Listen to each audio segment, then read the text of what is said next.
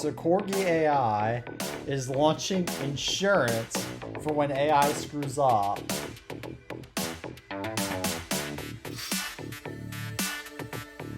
I smell insurance fraud. Dude, this would be way too easy to get a payout on.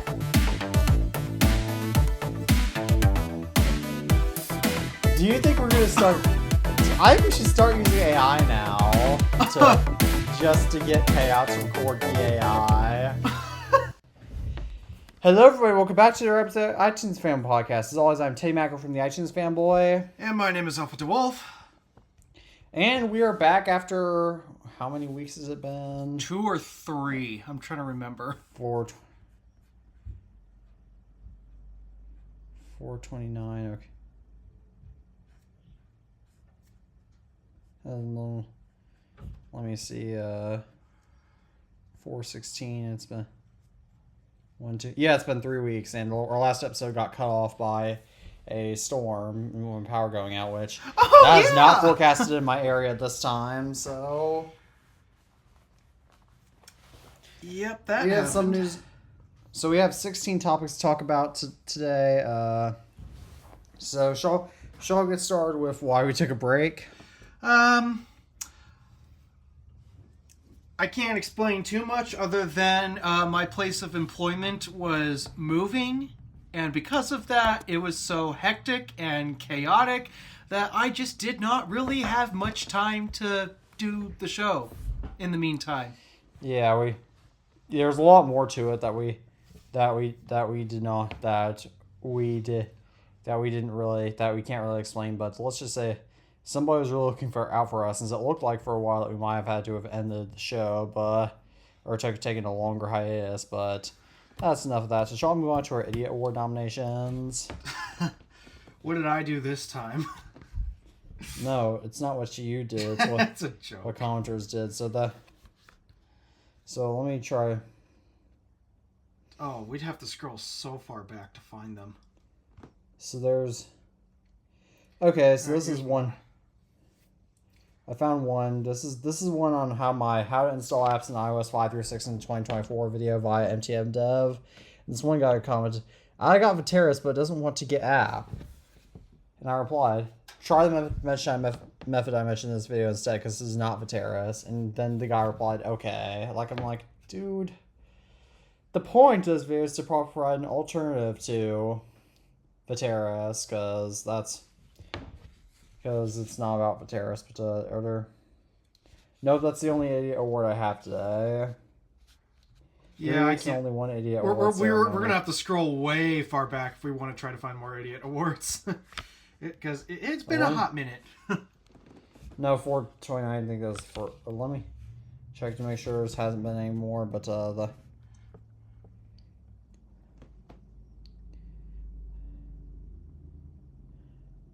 So. Okay. Let me make sure there are no more. Yep, no more. Okay, we're good. So shall I talk about my latest iOS/iPadOS bugs? Ooh, this looks like you put it on here recently. So all right, what's going on? It was April 25th, but So one bug I had was on my iPhone, when my iPhone's brightness level would not change despite me changing the slider until I locked it and turned it back on. And another thing is that my iPad on iPadOS 18, it sometimes happens, but my iPad sometimes will just randomly, for no reason, restart overnight.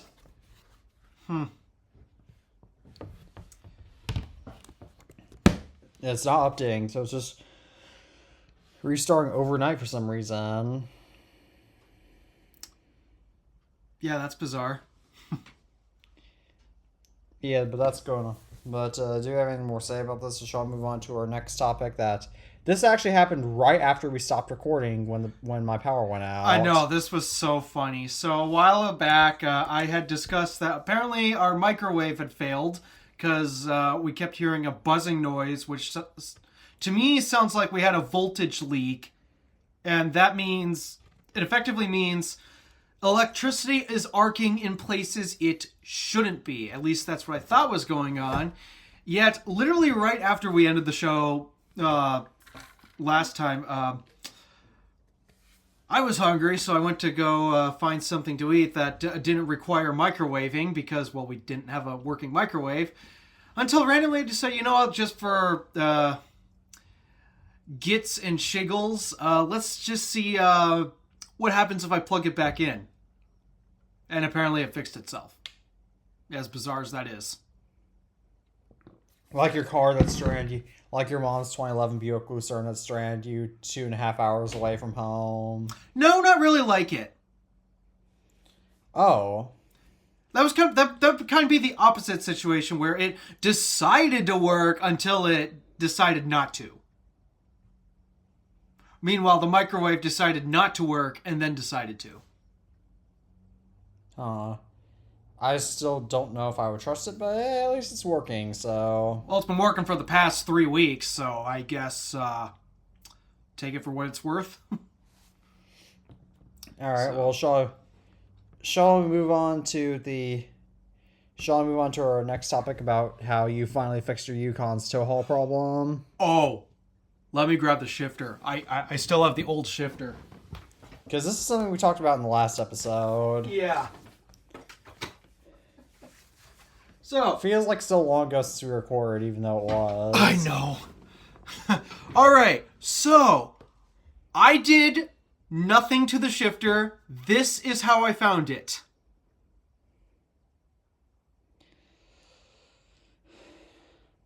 It is literally in 2 pieces. This was how I found it. No wonder why it was. Isn't that a common issue? Yeah, it's actually a very common issue with not just GM vehicles in particular, but all vehicles with a column shifter that choose to put a button on it. And you want to know the reason why it will eventually fail. Every single one of them. The reason is because as you move up and down with the shifter, you might not even think about it, but every time you move this thing, you're moving that wire around and fatiguing it. And so, once you move it up and down enough and fatigue that wire enough, it will eventually snap, and your button does nothing. So that is why every column shifter, as much as I love these things, I really do prefer these things. As much as I like these things, they will eventually fail and you will have to replace them. If they have a button on them. If they have a button on them. If they don't have a button on them, well then you're all set to go. Except most of the time those shifters do have a button on them, be it in GM's, well, pretty much in any truck, for example, you'll find the tow haul buttons here, or in the case of a few other trucks like, GM's too, but you'll also find some buttons here if they have, instead of switching from, you have access to every individual gear by positioning it, there'll be some that you only drop it down one position for a manual mode, and then you got to shift gears with buttons on the column shifter. Although I assume they probably did that because, well, back in the day, well, they used to only have 4 speeds, so, okay, yeah, I can see why you can bump it down 3 more positions. But once we got to 6 speeds, 8 speeds, 10 speeds, well, can't exactly move it down 9 more positions, so I can understand why they went to buttons afterwards, but, no, they started putting a lot of buttons on these shifters, and, well, they all are eventually going to fail at some point, so I really hope you don't need to downshift in those newer vehicles, once they, have a few 100,000 miles on them, because, yeah, you will need to get that replaced at some point, but, no, yeah, every column shifter that has buttons, which is pretty much the majority of them. I really haven't seen a vehicle without a column shifter that doesn't have buttons. So, yeah. It's just an inevitable repair. And so I finally did it. And nobody watched the video, of course. I did. You'd be an exception. No, the video did Well, I mean, poorly, it's about but an 04 GMC Yukon, but wait a second. yeah, Your old, who cares the video about you did that? on the original channel on your GMC Yukon did really well, though. That is bizarre. The video I made on the original channel, how many years ago, of the GMC Yukon, I think that's still the most popular video on that channel. I don't know why. I legitimately don't. But nonetheless, the Yukon has a functional tow haul button, and that means it can finally stop driving me nuts every time I drive down city streets and hit a bump. But, of course, you're not really going to be driving the Yukon anymore with this next topic, which is a crucial topic. Well, I wouldn't say anymore. There are still some scenarios where I may need the Yukon, but those scenarios have just gotten greatly reduced. Need to make sure that this one item's not exposed. This, ladies and gentlemen, is the key to not the GMC Yukon, but my new-to-me car. Please explain. So, it's no secret, I've been discussing about buying a GMC Terrain, and I finally did it. I didn't expect to do it this early. I was expecting to do it towards the end of the month of May, if I'm being honest. But the reason why I've been driving around for... I've had it for about 2 weeks now. The Marquez line. So I've been using this for about 2 weeks now. So, I've had the Terrain for about 2 weeks. I got it registered a couple weeks ago, insured, all that stuff. And here's the reason why I got it as soon as I did. It's basically a Facebook Marketplace deal I saw up in the same town where I now work, because, again, company just moved. So, found a Facebook Marketplace deal, managed to get out of work early, and went to check it out. And lo and behold, I found a 2013 GMC Terrain SLT with basically every single option available for that trim.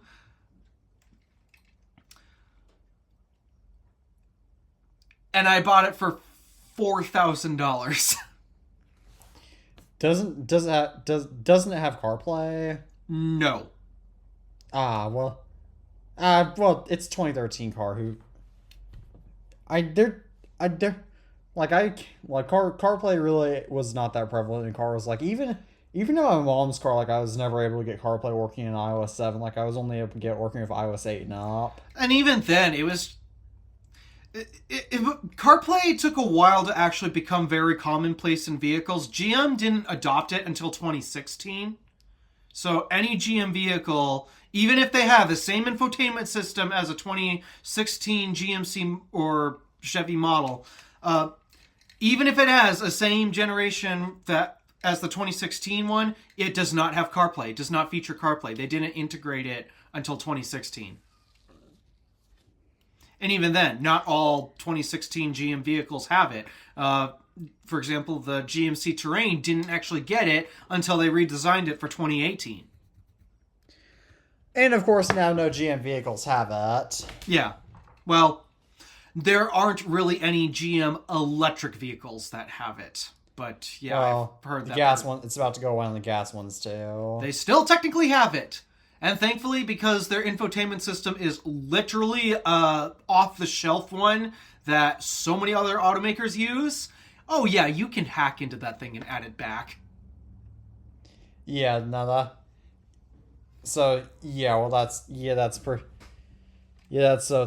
exciting to see, but do you, I mean, I know it's just a Terrain, but, I mean, to be fair, I know you bought it kind of the wrong time of the year, because, I mean, I know it's starting to warm up, even for you, but... I mean, the reason why I bought it early is because I knew with my budget, the car's going to have problems. And the GMC does have a problem. The exhaust pipe is disconnected between the catalytic converter and the muffler. So I like to joke around saying that it came with sport exhaust. So the exhaust pipe is loose. It is dangling around back there, and you can hear that thing clank every single bump you hit. But so I bought this thing fully expecting, yes, I'm going to need to do some work on it. Which was why I bought it early. So that way I have the summer to be able to get it fixed up, because I don't have access to a garage in the winter. I don't. And so that means I need to do my work outside on the concrete patio in front of the house. And, well, that don't exist in the wintertime. So if I'm going to work on the car, I need to be able to do it in the summer. And so purchasing it this early actually kind of helps with that problem. Oh, that actually makes perfect sense now. And I hear that Zeus, your dad's truck Zeus, is now in the garage for the summer. Yeah, I don't know how long it's going to stay there, because I know my mom is going to get upset potentially because she likes having a garage. But in the meantime, I guess, well, I mean, in the summer she parks outside anyways. That's how we always do it. And in the summer, the garage is open for summer equipment. Just it's filled with summer equipment, and then the winter, all the summer equipment gets put up in shelves and gets stowed away. What summer equipment do you guys have? We have a lot of bikes. We have a few tables. We have an outdoor stove, gardening supplies, pressure washers. It gets surprisingly full over the course of the summer. So, yeah, that's pretty much it. It switches from being a car garage to a storage garage seasonally. And I guess right now it's instead of storing our bikes on the floor and tables and lawn chairs and various stuff like that, I guess now it's just going to store a project car that's probably not going to get worked on until 2 years from now. At least that's what I'm hearing. By the way, just one random issue that I'm noticing is that sometimes your audio is like kind of giving like a kind of sound whenever you talk. I don't know quite how to describe it, but it is. Which mic am I using? That's the 16 Pro Max microphone for OBS. Okay, that's what I want. And then let me go into here. Oops, that's not right. There.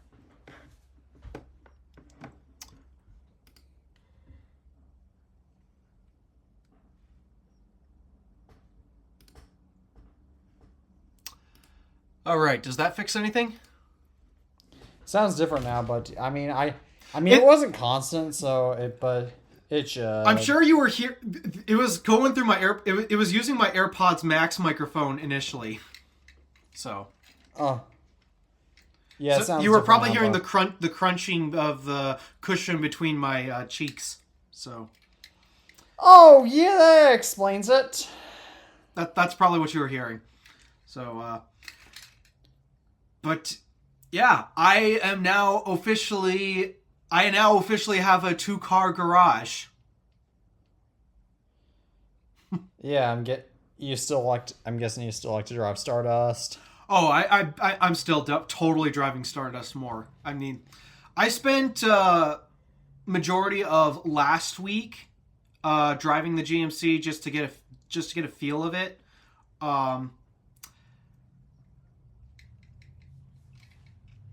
It's not bad. And actually, despite the rust that it has on it, that's also another reason why it was $4,000. But despite all the rust on it, suspension is fully good condition. No problems wrong with the suspension. No problems with the powertrain. The only literal mechanical thing that is wrong with it is it needs its exhaust pipe fixed. That's it. Well. Sounds like you got a stinking good deal, but it was an amazing deal. There's this truck that just passed by my house that had basically no muffler, so it was a loud. It from what you're describing with your car's issue, with your SUV's issue or crossover's issue, excuse me.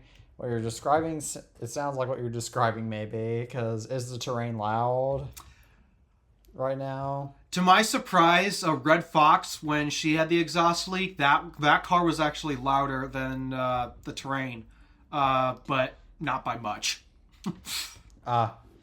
Well, that's all right, I guess. But Sean, you're not really gonna be driving the Terrain around at night anyway. But shall we move on to our next topic, discussing the white-haired elephant in the room? Oh yeah, the big news that we really wish we could have discussed a few weeks ago. So, Tim Cook is officially stepping down on as Apple CEO on September 1st. He's becoming a chairman of the board of directors and key in Apple's global government relations. John Ternus is replacing him as CEO, and Johnny Cerrucci is replacing Ternus as the chief hardware officer.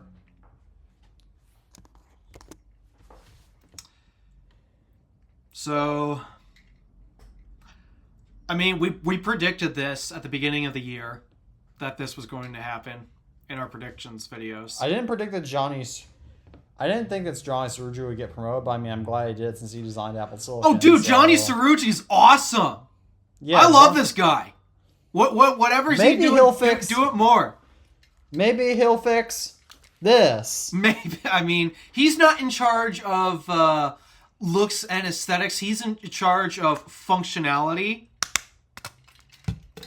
So I don't think he'd oversee that necessarily, but wow. There's a lot to be impressed with here. I mean, I'm not shocked that Tim Cook's leaving at this point. Nobody else should be. We saw the signs even starting last year. We saw the signs that, yeah, Tim Cook's going to get ready to step down. He's getting up there in years. And it's time for some new and younger blood within the company. And so I'm still skeptical about whether John Ternus is the right guy for the job. And it's not because I'm trying to have a contrarian take. It's just, it's a dramatic shift between personalities. It's a very dramatic shift. Because, oh, come on, I just blanked. John Ternus, yep. John Ternus, he's a hardware guy. He's a hardware enthusiast guy. But Tim Cook, not so much. He was more about business and supply chains and getting the deals. And I mean, I know it's Cook is staying on, but he still won't be involved in the day-to-day stuff. And I mean, Apple still hasn't entirely fully recovered from the change between Steve Jobs and Tim Cook back in 2011. Like, Apple still hasn't fully recovered from that even, because but nowadays we're kind of going back. But nowadays this is such a major shift. Yeah, it makes me wonder, because, I mean, Steve Jobs was obsessed about getting the hardware right, too, along with the software. But he was obsessed about making sure that the physical thing you hold is perfect, not necessarily about getting the best business deal or whatever. It's just, he cared about the end product, and John Ternus does the same. So it does make me wonder if we will return to I don't want to say a full Steve Jobs era, because there's certain qualities Steve has that Ternus does not when it comes to hardware. Because Steve was a guy who basically knew exactly what he wanted. John Ternus doesn't exactly seem like that. He just wants to make the best hardware product that he possibly can, even if it may not be exactly what he wanted. Like, I honestly don't know if Apple really wanted to bring back legacy ports, for example. It happened under John Ternus, but I don't think it happened necessarily because Apple wanted to. I think it only happened because the enthusiasts were being stupid, and they complained enough to the point where Apple decided to listen, which I still think is a mistake, but that's me, personally. And they made it thicker on us, even though this is the generation that does not need to be thicker. Yeah, it absolutely was not the generation of hardware that needed thickness for better cooling capabilities. At least that's my opinion as well. So, yeah. Regardless, I don't... Despite that, yes, John Ternus and Steve Jobs, they were both product people. They're not the same type of product people. So I have no idea what will be different between Jobs and Ternus, but I do know for a fact there will be a difference. I mean, another problem that we have to... A big problem that we have to consider, too, is like we have to remember that the changes between CEOs... The changes will not be immediate. Like, it's not gonna... just last year, like, with the failure of Apple Intelligence and the Vision Pro, like, just these past couple years, we were starting to see more... We were starting to fully understand the aftermath of Tim Cook prioritize... Especially if Apple explained releasing that video, we were starting to only then fully understand like the effects of Tim Cook on Apple in his path. So this is good, and I'm not saying, and there are going to be some changes that will be visible a lot sooner than others, but we're not going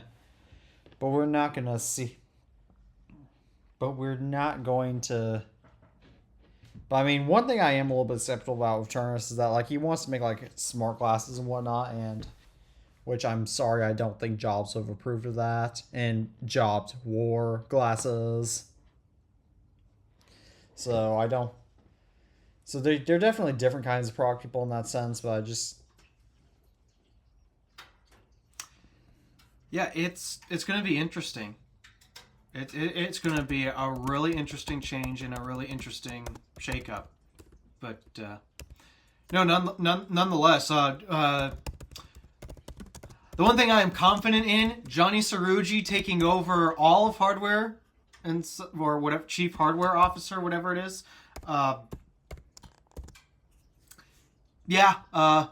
Excellent move. I love the work that Cerrugi does. I just wish you would get him and Ive back together, but that's not going to happen. Yeah, well, I mean, Johnny Ive at this point is also getting kind of old too, so it's... I don't think it would be a good move to bring Ive back. No. I mean, I do definitely... And also, I mean, from what it sounds like Ive wasn't exactly treated fairly in his later years at Apple, so it seems like it was good. I mean, on one hand, too, Johnny Ive was kind of screwed with the MacBook Pro situation. Not necessarily... It wasn't necessarily his fault. Apple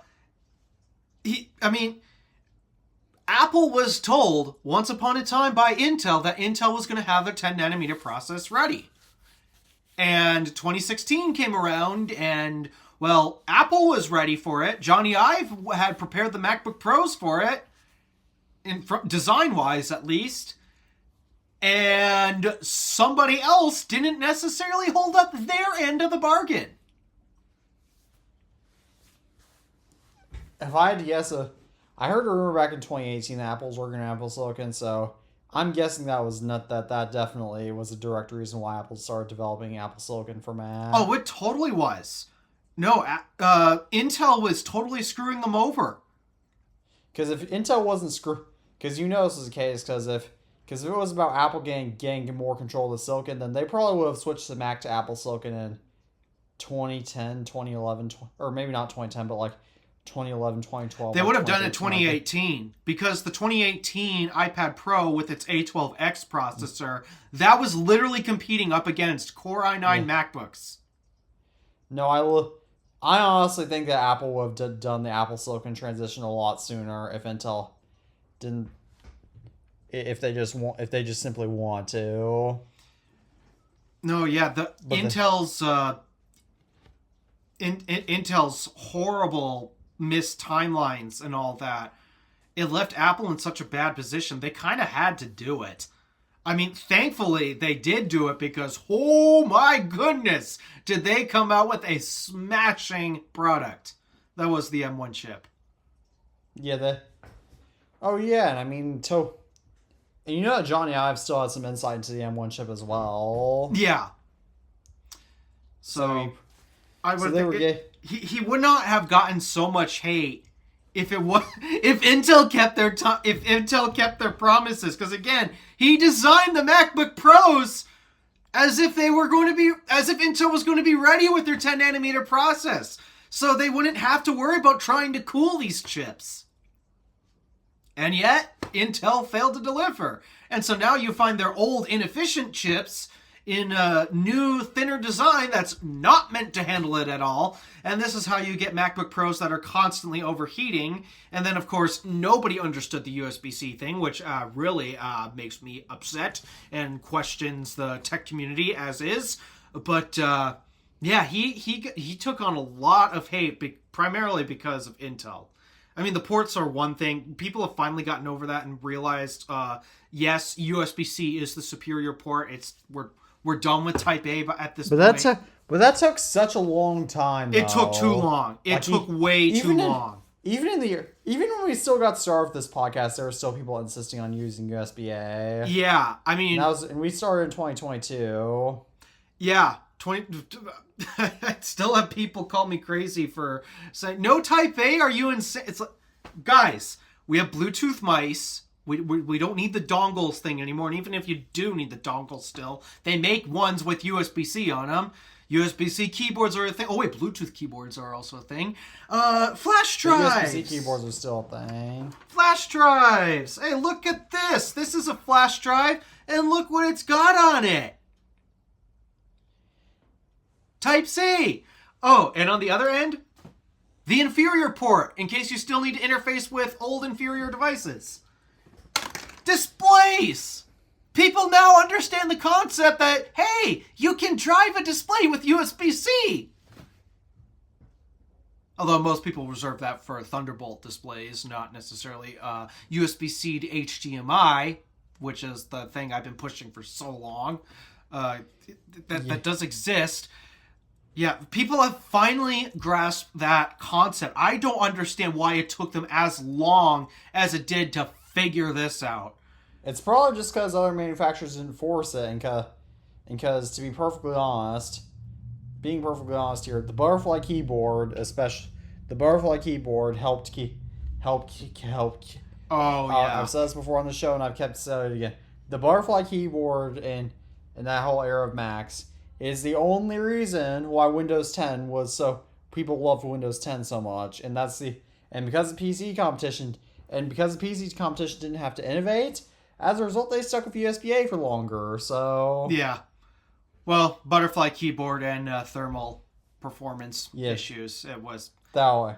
Yeah, and their desktop's feeling old, but that's It is so awesome to be long past those days. Yeah, same. Even though I do definitely miss that era of iOS, I don't miss that era of Macs. Yeah. All right. But shall we move on to our next topic, which is speaking of the Mac. The Mac Mini is now $800 instead of $600. And how did they accomplish this? By removing a storage option. just like with the MacBook Air and MacBook Pro when they refreshed it. So I'm kind of surprised they didn't wait until the M5 variant to do this, because there apparently is supposed to be an M5 Mac Mini coming out. Oh, all they did was just remove the base tier M4. They didn't even put a new M5 in it? Yeah. All they did was just removing... That's bizarre. Yeah, there was no M5. Yeah, that is bizarre, because I'm sure I don't know when will they refresh the Mac Mini again. I have no idea, because they seriously should refresh it. Yeah. But yeah, that's digress. I mean, it's 800. I mean, I would have liked at least an M5 chip for this price hike, but I mean, Yeah. I knew that price hikes were going to be inevitable anyway, so I'm not surprised by this. But I am hoping that once this RAM apocalypse blows, the price will go back down. Because the biggest thing I fear about this RAM apocalypse is that the prices of computers won't go back down after it's over. I'm not even sure if it'll not go back down because computer manufacturers know they can get away with it, or if inflation is just going to catch up to the point where even if they bring the prices down, it's still effectively where it is with the RAM apocalypse. Yeah, so it'll be. So I don't know whether. Yeah, so it's sad to see, but I mean, okay, that's not as sad as. Shall we move on to our next topic of Microsoft Windows K2? K2. What is this supposed to be? To quote Sam Tucker, add one more K to it, and it's the worst one. But getting back away from various sketchy jokes, the Microsoft Windows K2 is so basically Microsoft admitted that they're going to redesign Windows. So Microsoft Windows K2 will apparently be the new Windows that's designed to fix everything. I know it probably won't. And then they'll have to. This is just that one ad all over again. It's not going to have any of the same problems that Windows 11 had. It's not going to have any of the same problems Windows 10 had.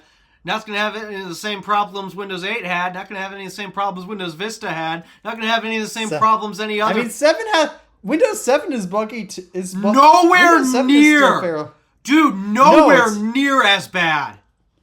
I've had blue screens of death on Windows 7 before, so it's still nowhere near as bad as 10. And I No, just had a it's blue not. screen of death the other day on my PC at work.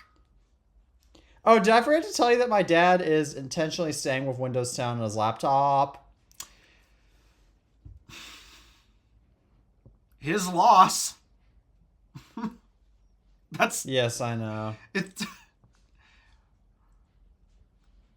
Look, I get it. The frustration with, now Microsoft needs to collect all of your data, literally, because they're literally uploading all of it to OneDrive. But yeah, I get it. The frustration of Microsoft needing to collect all of your data is annoying. But I mean, for one, you can always turn that stuff off, which I did on both. On all three of my PCs, my tower at work, my server right here, and my XPS, they all have the OneDrive crap turned off on them. Yeah, I can understand why that's annoying, but I mean, from a bugginess perspective, I'm sorry, Windows 10 was just trash, and I wish I could say Windows 11 is that much better. It really isn't, but I don't know. I've had a more positive experience with Windows 11, which is still not saying much. But, yeah, it's Microsoft claiming they're going to fix Windows. When are you going to stop crying wolf, Windows? I know. I think the only reason the general public is dissing Windows 11 so much now is because now we actually have good Mac competition out there. And also Linux has been catching on too. They finally decided to start making distros of Linux that are actually relatively user-friendly for a change. Yeah, and we got Yeah, there's one guy at my school who uses a Linux PC that he got because he doesn't want like Windows. But yeah, no, Linux. There actually are some computers now that are coming with Linux by default, which is exciting to see. But yep, Dell's got Linux offerings. Framework has Linux offerings. Yeah, Linux is starting to catch on. Of course, we have Mac OS. Of course, now Macs are actually competent too. So yeah, I mean, technically there was a Linux offering with Windows 10 if you consider Chromebooks, but we all know what happens to Chromebooks the second the internet goes out. Alpha, I don't know how many times I told you this, but that's not an issue that many people complain about. I think that's because the majority of people that use Chromebooks are literally students in schools. Yeah, exactly. That's true. That's true. I don't... There's a reason why Chromebooks really haven't expanded outside of schools. They have very little, but I mean, yeah, there's a reason why Chromebooks are most notably used in schools, and it's because they honestly are perfect for schools. Until the MacBook Neo came out. Well... We'll get to that later. I did see that topic, and yeah, nonetheless. Want to go ahead and discuss it? Yeah, let's just discuss it. So the MacBook Neo is rumored to possibly be discontinued due to the Rampocalypse, causing manufacturing prices to be too high, which, I mean, Alpha and I predicted this back when it was rumored. I don't think it's going to be discontinued. I think it's just going to get a price hike. I mean, the question you have to ask now is, how much can you hike the price? That is a solid point. How much can you raise the price? For one, I think the $500, the student discount, as much as, yes, it is a perfect laptop for students, they're probably not going to be able to get it for $500 anymore. Because, I mean, compare that to any other laptop. It doesn't make sense to get any other laptop unless the software is not available on macOS. It legitimately doesn't. Because, I mean, an okay Chromebook.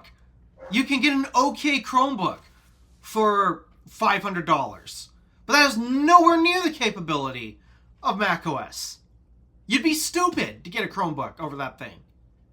And as for Windows PCs, okay, you can get some with better performance than the MacBook Neo, but they're not going to be built anywhere near as well as the MacBook Neo, and they're going to suffer a lot in a few other areas like battery life and screen quality and webcam and microphone, that type of stuff. You are constantly going to have to make some major trade-offs with PCs, laptops at around that price point. The MacBook Neo...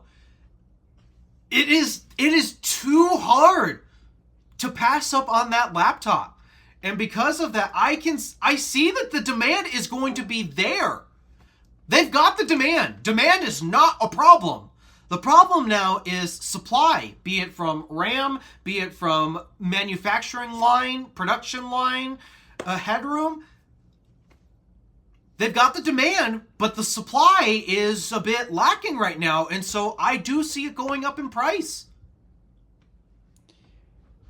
Yeah, which, I mean, to be fair, Alpha and I predicted that might have to go up to $900. It might.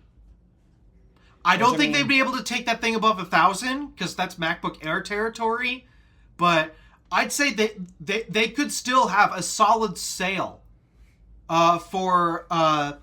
$700 to $800. I would say that the highest they could do this is $800 for the base tier, and then $900 for the higher end tier, because I don't think that, because there's no way they can make it 1,000. Like, that's just, if they have to make it that much, then they'll just discontinue it. Yeah, but no, I don't see them doing that. This is too much of a smash hit. The demand is very clearly there. It's just a matter of how fast can they produce this thing, and a lot of that right now is a combination of, do we have enough room on the assembly line? How fast can we get this thing through? But also at the same time, because we're in the midst of the Rampocalypse, how much memory can we get pumped in so we can actually make these things? So, yeah, I don't see it getting discontinued. They'd be stupid to do that. Because this is too much of a smash hit to discontinue it. The problem they're having right now is they just can't produce enough of them fast enough. Yeah, I don't know if it'll get discontinued or not, but only time will tell what's going on with that. But you show me. But I mean, the Mac Mini was a bit of a troubling sign though, because it was supposed to get refreshed after dub. That's right. Yeah. And that price hike, like right before apparently the next one's room to come out, like that is a bit troubling. No, we know it's bad, dude. The same kit of memory I bought for my tower, my server right here, that's now like $500-$600. Despite that, I paid $111 for it. As dumb as that is, yes, you could either buy a MacBook Neo with the education discount, or a 32 gigabyte memory kit for a PC. That's how stupid the RAM situation is. Exactly. But shall we move on to our next topic, which is also about Windows, or specifically Microsoft Edge? Ooh, this is bad. So Edge is storing passwords in plain text files and decrypts them shortly after the computer starts up, and Microsoft is claiming that this is intentional and they have no plans to fix it.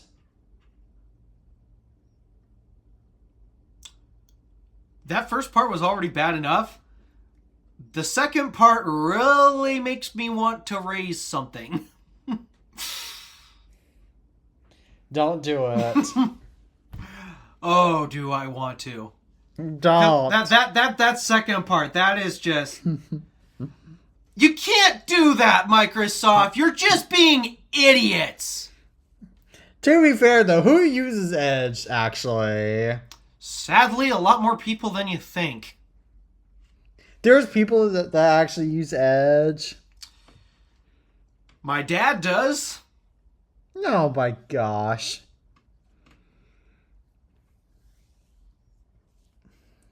No, most PC users I see, they're either using Edge or Chrome. I legit have never seen anybody using Edge, but that's just... No, my dad uses Edge. My grandpa uses Edge. Oh my gosh. Keep in mind, my grandpa is like super PC hardware enthusiast. Oh my gosh. Yeah, he uses Edge for some bizarre reason. I mean, ultimately, Edge and Chrome, they're literally the same thing. They're built on the exact same code. They're both just as memory inefficient as each other. So, I'm not... They're ultimately the same browser. What's the difference? I'm the oddball that uses Firefox on PC. No one uses Firefox anymore. Except me. So, no, yeah, Microsoft, that's a bad move. You need to fix that. You should not be storing passwords like that plain as day. You're just asking to get hacked, which we all know is super easy to do. I could probably do it. So, yeah, that's a really bad move, Microsoft. So, Shall I move on to our next topic about AI? Oh yeah, speaking of companies with artificial intelligence, or I guess no, this time it's governments with artificial intelligence. So the Chinese government blocked Meta's purchase of AI startup Manus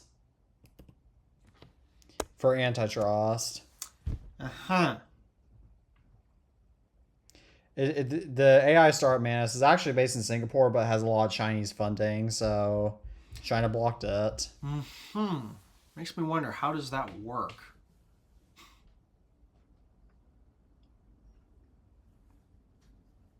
I don't know. I don't know. I don't care. It's just... It's more AI crap, legit. Nobody cares about at this point.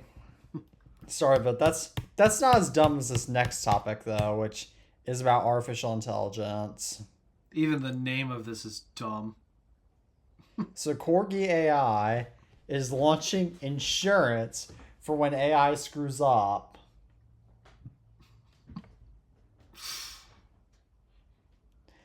I smell insurance fraud. Just Dude, think about it. This would be way too easy to get a payout on.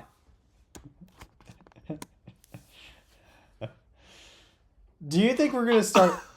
I think we should start using AI now to just to get payouts from Corgi AI. With the amount of mistakes that artificial intelligence makes, how is this company going to last a week? And I mean this, a week!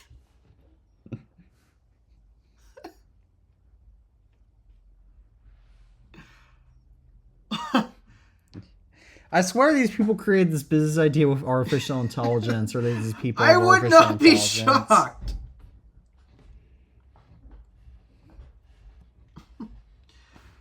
Oh. Yeah, that's not going to last long. That is not going to last long at all. Because they're going to be making so many payouts. It's like their wallet has not been sewed. Corgi AI insurance. Or it's like the safe has no floor. There's no floor in the safe. You throw money in there, it's gone. Because there's no floor in the safe to store it. Yeah. What what a joke. So, that's what I have to say on that.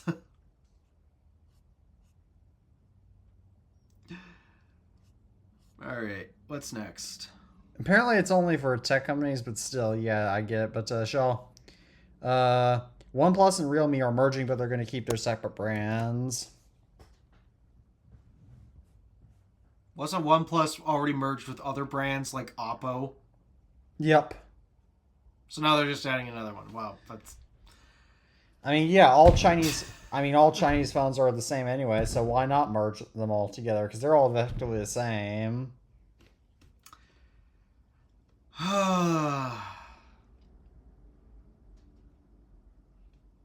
It's just starting up the same old conversation with OnePlus again. Just what a shame that they used to be somebody, and now they're worthless. Yeah, literally, because their brand is started. But shall we move on to our next topic about Tesla and the Semi? Yes, you tried bringing this up 3 weeks ago, I think, and I didn't have much to say. I do have a little bit more to say this time around. So Tesla is ramping up production of the Tesla Semi in 2027 and 2026. I had to say it like that for a reason. Yeah. Tesla has been incredibly slow with the Semi project, but that's because I had no idea about the Semi team, but the Semi team was taking a very, very different approach from the rest of Tesla's teams. Because for one, they're a lot more open about explaining what the truck is actually capable of. Unlike, and I mean like from a hardware, fully mechanical standpoint. Because with the Cybertruck, it's only like 3 motors, but how much horsepower are you going to get out of them? What's the battery pack capacity? Tesla never tells anyone that. You always have to get it from OBD data. Charging speed capabilities. Yeah, they don't ever discuss any of that type of stuff. They just discuss the low-hanging fruit, like the range and the 0 to 60, the stuff that I personally don't really care. I care more about charging speed and battery capacity and efficiency type of stuff. The data that's actually useful, because range is never going to be the same. You're never going to get the same exact range. because weather conditions are always different and such. Yada yada yada. The semi team, however, they are a lot more open in discussing the actual mechanicals of what's going on with the semi truck. So as far as I know, they've got a few different configurations. The big one being they've got a standard range and a long range. And they're pairing up... you know how some semi-trucks, they'll have a super tall roof and then others that don't? I think so. So they're reserving the semi-truck with the tall roof for the long-range one. And the reason why they're doing this is because the thought process, okay, long-range, these are semis that are actually going to travel hundreds of miles across the interstate. So if that's the case, they need the tall roof for the aero purposes, because if the roof's shorter than the trailer, then the trailer is going to start dragging and it's going to hurt the efficiency of the truck. So they're reserving the tall roof for the long range variant, and then the standard range is not going to have the tall roof. And the reason why is because they're thinking, oh, this semi is going to be in charge of moving big equipment throughout cities. And in cities, you'll often have underpasses or bridges or tunnels that you need to make sure that you're not too tall. Because, yeah, there are various height restrictions. There's a reason why bridges and overpasses, they have their heights posted on them. But nonetheless, because the thought process, the standard range, that's for hauling big, heavy equipment throughout cities, not necessarily long interstate travel. Oh, we'll keep the roof shorter just to make it easier to clear lower obstacles, assuming that the trailer doesn't stick up too high. But that's a separate problem in and of itself. So I found that to be rather interesting. Another car found a muffler passed by my house. That one I actually heard. Yeah, so I've learned that detail. They have an interesting motor situation going on where they've got a super high torque motor for one of 3 sets of wheels. And then they have an efficiency motor that they'll switch to once the vehicle's actually up to speed.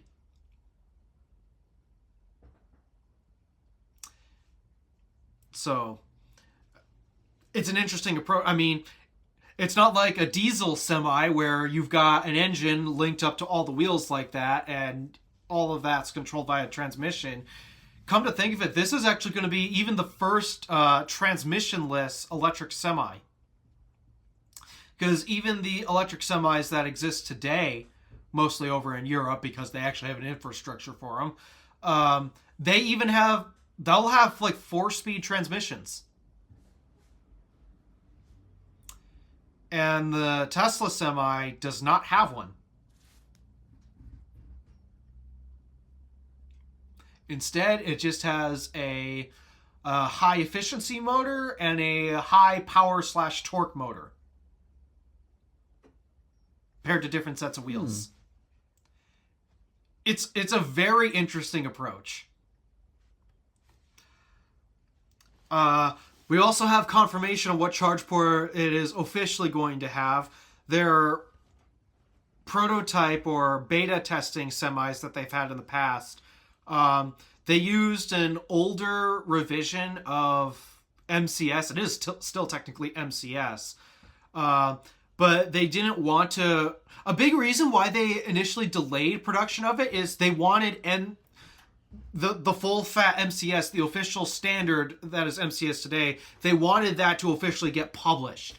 And it was only officially published like last year or something. Well, we all know the semi's been long in development, long before that. So the charge port officially has been standardized for the semi. They're using the official MCS connector that most other semis are going to switch to. Past semis were just using CCS, believe it or not, which, that's got to suck to charge those things, because not necessarily a high power connector for that type of application.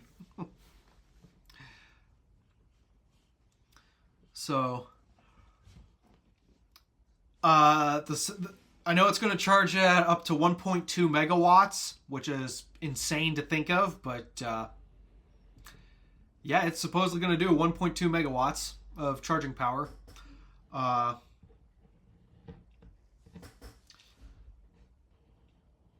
And the one question that I still have yet to... I mean,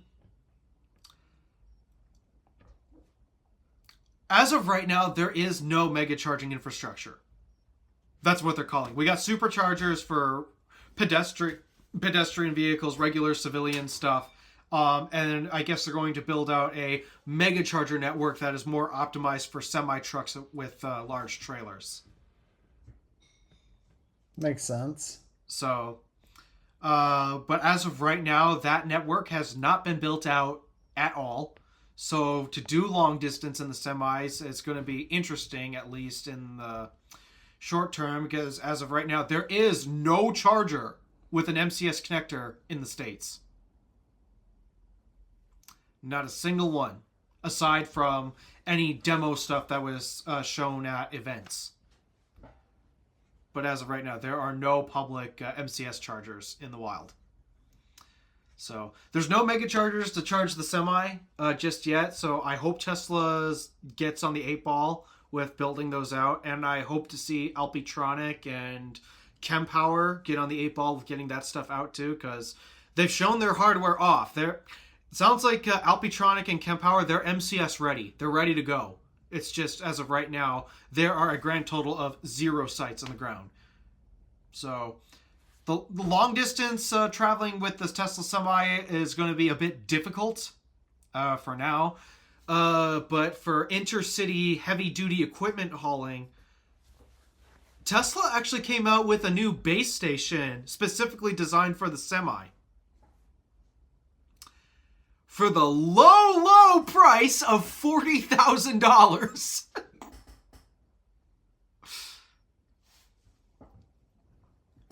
What they effectively came out with is take a V4 supercharger, but remove the cabinet. They actually integrated all of the charging modules into the cabinet itself. It's not off-board like a typical supercharger design is. They put enough modules for up to, I think it's 125 kilowatts of conversion power within a V4 stall. And instead of having the NACS connector on, well, as the connector, they have the MCS connector for the Semi. And so the application for this they're thinking of will be at large semi parks and truck stops where truckers will go to settle for the night and charge the truck slowly overnight. As well as any other bases that will, well, any other shops or storage facilities, warehouses that store semis. That's what these base stations are for. And so I think the Semi is definitely ready for prime time within cities. I'm still personally a little skeptical about long distance. And I mean, I've kind of felt the same way with even like regular civilian pickup trucks that are like the R1T and the F-150. The one thing that I'm a bit nervous about doing with that, even though I know it is possible, is just long distance towing for commercial application. It doesn't make sense in any of those trucks right now. The biggest reason is because when you need to tow, well, I mean, aerodynamics are a part of it, and as we all know, trucks are not necessarily that aerodynamic. But also, when it comes to towing, you kind of just need raw energy capacity.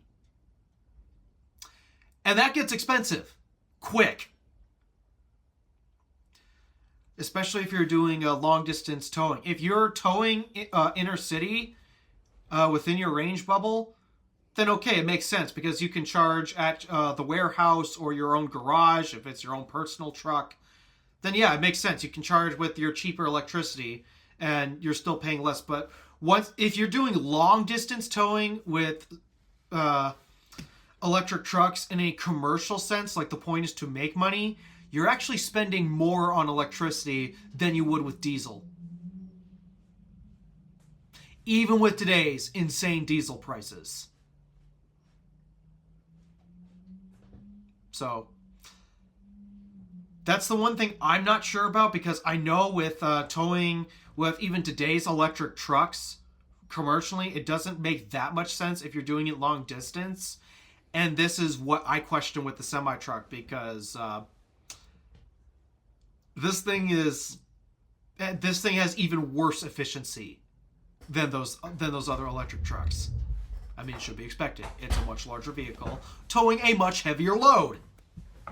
So that is the one thing I'm skeptical about with the semi. But for intercity hauling big, massive equipment, kind of like machine shop equipment, for example, a Tesla semi would have been perfect for the move. Because it was only hauling 3 heavy CNC, like 20 to 30,000 pounds CNC equipment. It was only hauling it like 20 miles. Up steep grades, mind you, too, because this is a very hilly area in which we live in. And so, yeah, Tesla Semi would have been perfect for this job. So I see the application for within the cities. Long distance, though, it's going to take some time to convince me that it makes more sense. Because it's already we already know it's expensive to DC charge. And if you're doing long distance towing, it really gets expensive to DC charge.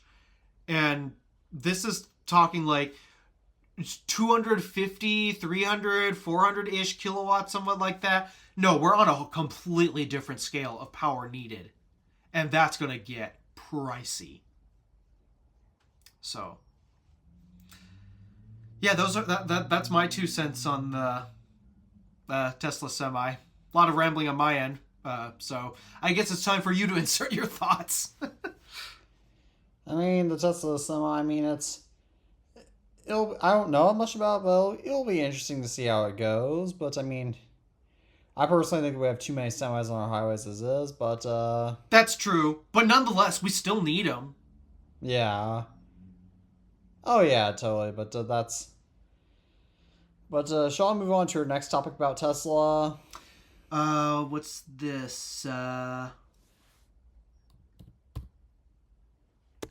So Tesla is recalling 218,868 vehicles due to a rear view camera causing a delayed image display. You want to know what the solution's probably going to be? Software update. Yeah.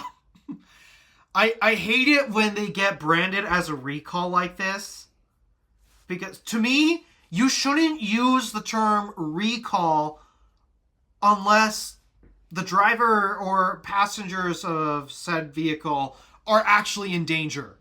Like, it is not safe to drive the car as is. A rear view camera being slightly delayed. Oh my god, I'm scared. I'm in danger. It sounds like that one moment from The Simpsons when that one kid says, "Yeah, I'm in danger." I know. That was lame. using Mr. Who's Boss video, so that's how I know it. That it's so lame that something like this gets gets justified to be called a recall, and now it looks like, oh, everyone's in danger driving a Tesla. I know. It's just a bug. You know what fake news will do. I probably should have used a better term than fake news, but deceptive news. How about we call it that? Yeah. Influential news. Yeah. So, yeah, it's annoying that they do this, because, I mean, by the same standard, my car should have a recall. Because my dealer found missing gaskets within a wiring harness to an ECU.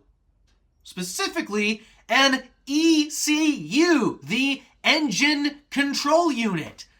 And if somehow that were to get shorted out, does that put people in a lot of danger? But nope, Buick has not issued a recall on such problem. Yeah, they probably never will at this point.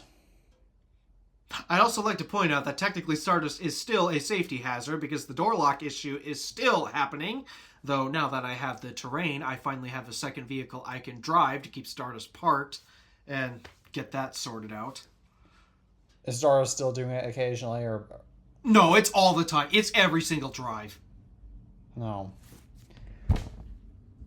It's gotten to the point where every time I put the car in gear, the next button I push is the unlock button.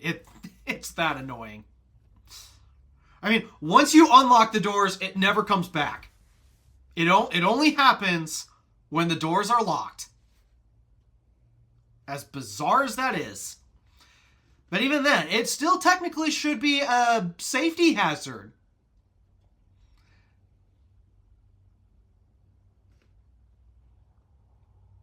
But I digress. Yeah, I don't like the recall system for automotive because while there are times where, yes, there are legit safety critical issues that need to be addressed. Like when the Honda had their issue of wheels falling off the cars. Or when GM had their massive engine problem with their 6.2 liter V8s. Just blowing up. Did Samsung make those engines? No, that's a GM design. I was making a joke. I mean, Samsung. I don't know how often Samsung's cars engines blow up. I mean, it wasn't like you got a fire under the hood all of a sudden. It was like crankshafts are snapping. Yeah, that's what we're talking. Like crankshafts are snapping.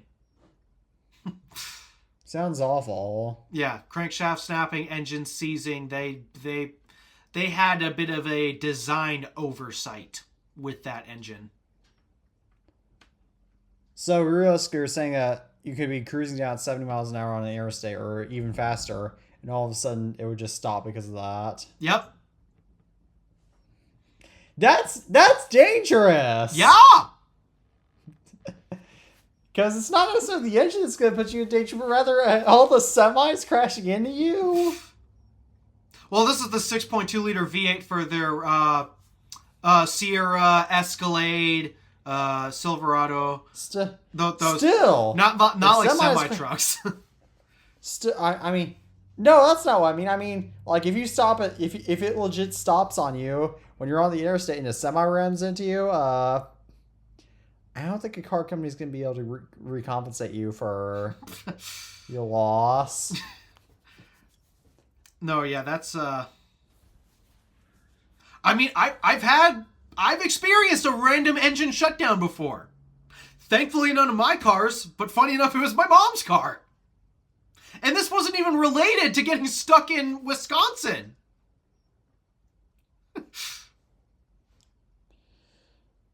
Please tell me you were not on an interstate. Or we were on M117 in the middle of nowhere UP when this happened. Without cell service. Just randomly the engine shut off. We have no idea why, but the engine just randomly shut off. Were you able to put your hazards on? Oh, yeah. Yeah, hazards are separate from the engine. Those are tied to the battery. I thought so.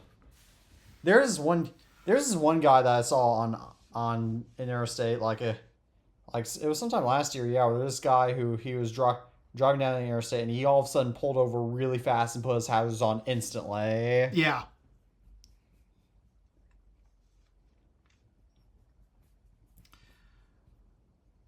Yeah, I had no idea why the car just shut off like that, but we lost power on the middle of M117, middle of nowhere, Michigan. I mean, it's Amish country, but because it's Amish country, is there cell service out there? No. So thankfully, it started right back up once we brought the car to a stop. But no, yeah, we just randomly had the engine shut off on us, and this was not even related to the fuel pump issue we had in Wisconsin. Was good thing iPhones can connect to satellites now. Yeah. So no, yeah, it's a bit of a scary thing when you lose power like that. And it's even scarier if you're on an interstate with busy traffic. Thankfully, we were in the middle of nowhere with no traffic. Because nobody drives in the eastern UP except along US 2. Yeah, if you are... Shall we move on to our final topic, which is really surprising? It's such a surprise. Yeah, wow. I'm so shocked. Very surprising. Like, who could have predicted this? Apple completely dissolved the Vision Pro team, which in other words means there will not be a third generation Vision Pro. It's not. That's... I don't even know any big tech YouTubers that bought the second generation Vision Pro. I only know one. And he's not even that popular of a YouTuber. No offense. Randy Vasquez, he bought one just to try it out. And he sent it back.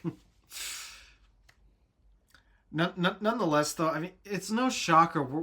We all know that the Vision Pro was not going to sell well. Well, at least if you're in our sphere, because we... To me, it was just obvious this was going to happen.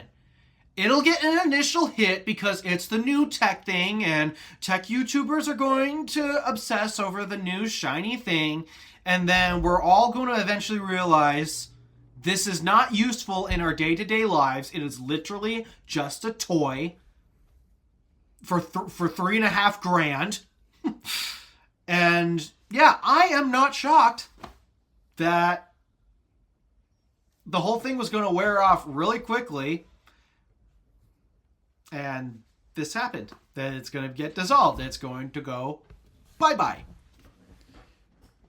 I'm surprised it even got a second generation. Like, I mean, I predicted that it would fail. I was even shocked that it got a second gen myself, but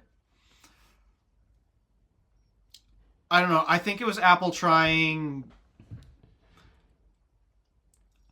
I think Apple was thinking, oh, sales died off because, okay, yeah, the hardware it launched with technically was not the latest gen hardware. So let's launch a version that does have the latest gen hardware, and maybe it'll sell better.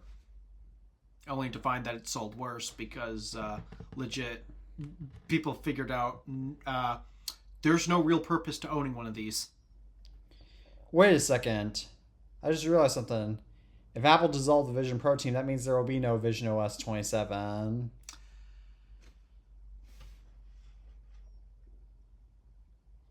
I don't think so. Because if John Ternus wants to work on the AI smart or the glasses thing, whatever that is, if he wants to work on that, then they're still going to continue to develop Vision OS. They have to. But I mean, there probably won't be a Vision OS 27 announced at this dub unless they somehow announce their glasses with it. Yeah, which I doubt that's going to happen this year. But I mean,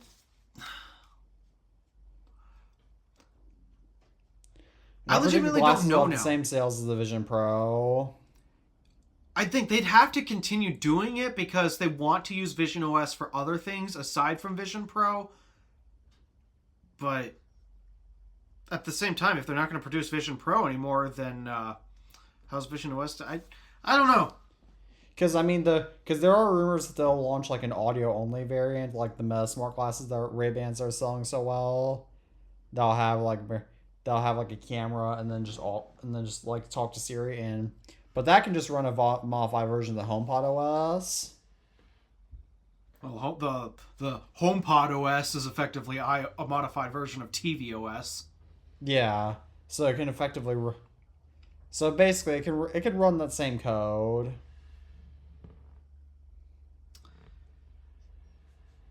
Yeah, I'm not sure what they're going to do with it. I'm not sure, but I mean, yeah, nobody's shocked that Vision Pro is doesn't seem to have a lot of life left in it.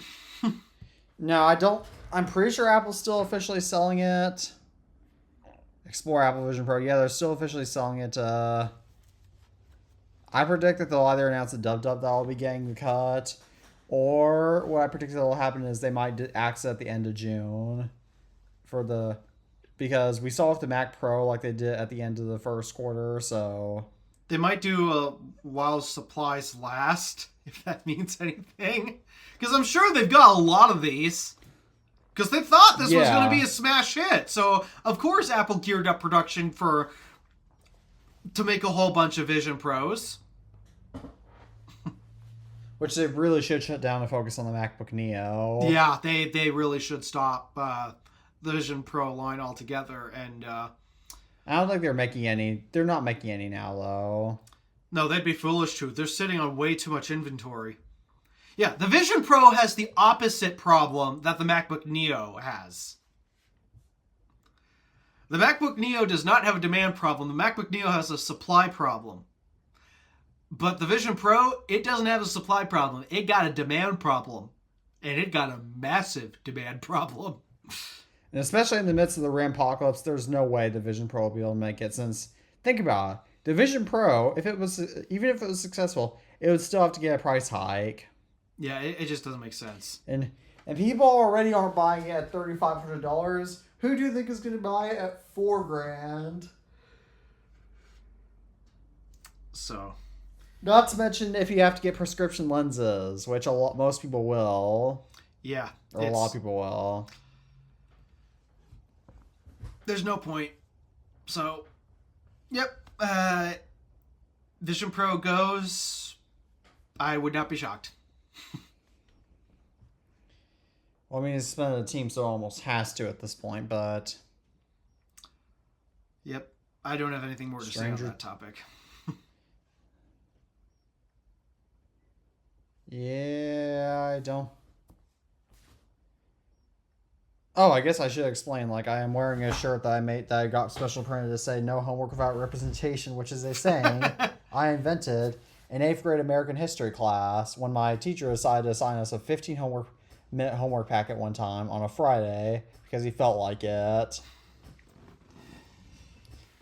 Just thought I'd point that out. Yep.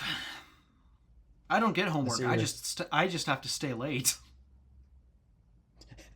Yes, which is why we were late this time. Yeah. Oh my god. I was planning to start at 7, and then midway through, after I had sent that message, let's start at 7, or plan for 7. Of course, I had to have a scrap part come through, which means I have to spend more time making an extra part to replace that scrap part.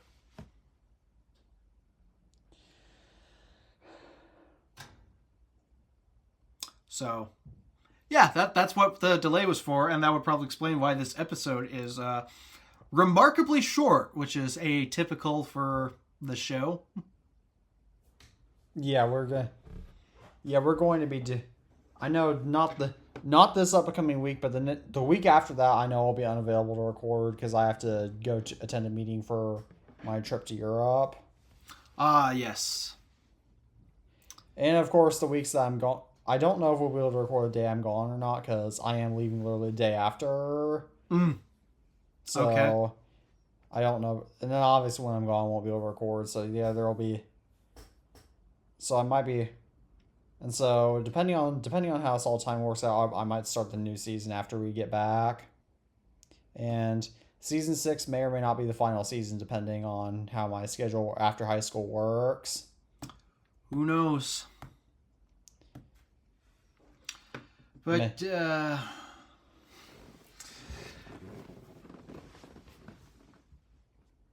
don't know. I hope it's not the final season. This is too fun. No. Oh yeah, same. I'm sure. The only reason why it wouldn't be the final season is like, well, if I go to college, then I'll have to figure out. I'll have to at the very least take a hiatus. I don't know. However, going to college is a little bit unlikely. So that's. But if I do more like path of entering an apprenticeship to become an electrician, the only caveat is that I might have to work some more overtime hours, so I might literally not have time to record an episode on podcast. Depending on how my schedule works out, I may still be able to do YouTube, depending, but it would be like one video a week in that case. Yeah, I'm barely struggling to get video. I'm supposed to get one uploaded for today. My airport time capsule video is a little overdue. Oh yeah, it is. Yeah, I don't know what's going. I don't know what will go. Yeah, I'm hoping season 6 isn't final, but hoping we'll be able to carry on for a season 7. And I mean, I know eventually the show may or may not have to end, depending on like if we both become followers, and I don't know if we'll be able to have time to record this show anymore, but that's future us's problem. Yeah.